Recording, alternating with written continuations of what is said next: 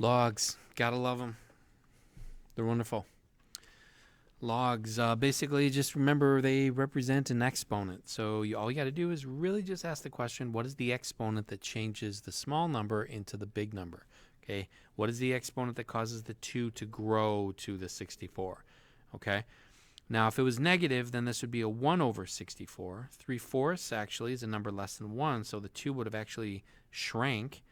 Negative 1 over 6, that's, okay, so now it would flip and it would root, so it'd be, actually that would make it quite large.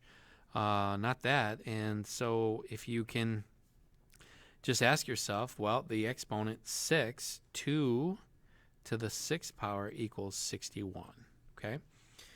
Now here we have 1/5, so 1/5 times itself, how many times will give you 1/25? And we can kind of quickly see here that it only takes to be squared in order, because 1/5 is already a fraction and you need to turn it into something that's a fraction. So there's no need for you to use a negative exponent to do that. Now that is not the case here. You start off with a 7 and you need to turn it to 1 over 49. So that is where the negative exponent comes in. Now here, if you have a positive 7 to change it into a negative 49, that is actually impossible. Exponents don't do that.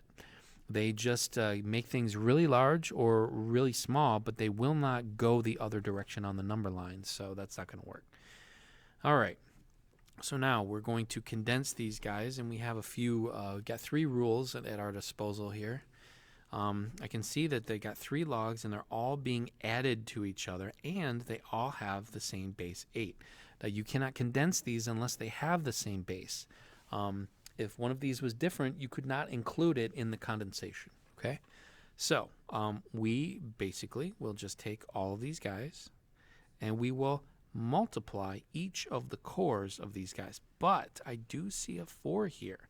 That 4 needs to get back into the log so that he can be part of the multiplication process. So we're going to go ahead and squeeze those in so that now we have x, y, z to the 4th. Okay, and likewise, I can expand these going backwards. So because there's multiplication on the inside, I can actually just separate these guys with addition. Okay, now I've got these multipliers on the outside, and I have the 2 logs, both similar bases, but they're connected by subtraction. So this means that I will put that 16 back to the inside. Okay, and then I'm going to put that 4 back to the inside. Now when I combine these together, I am not going to multiply. What I'm going to do is I'm going to divide, and it's always the first one dividing the second. Okay, so we don't even have to go any farther than that, because there's the 11 to the 16th power is massive, right? So we just leave it just like that. Okay, now we're going in the other direction, so let's go ahead and, well, there's a couple of different ways we can do this here. We could just put the 5 back onto the inside there, or we could have put the 5 out here and then but either way, it's the same thing. So let's go ahead and just put that 5 back inside. So we got 6 to the 15th over 7 to the 5th.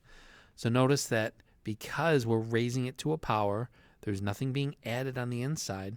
We're going to go ahead and just distribute the 5 to both of those. So now that I have division here, I can separate these guys, okay, keeping the same base. 6 to the 15th minus log base 8, 7 to the 5th. All right, and when you look, you see that they're not, this is actually not an answer. It's because we can expand it just a little bit more by putting those powers to the front. Okay, and that's pretty much it. So it looks like that guy is A. Going to do the same thing for here. We're going to distribute those 3s, that 3 to both of the variables on the inside. Notice that we don't really touch the log base 9. We didn't touch the log base 8 here. Log 8, log base 8, we're not touching them because that's not what the rule does. It doesn't play around with the base. It just allows you to condense things. Now there is a huge advantage in calculus knowing these rules. We actually use these rules quite a bit. We use the rules, but we're not actually calculating the log unless we need the slope of certain curves. Anyways, now that we're multiplying these guys, we can actually separate them with addition. Okay.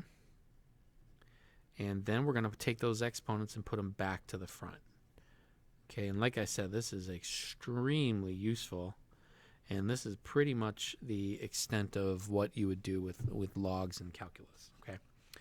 All right, that's that.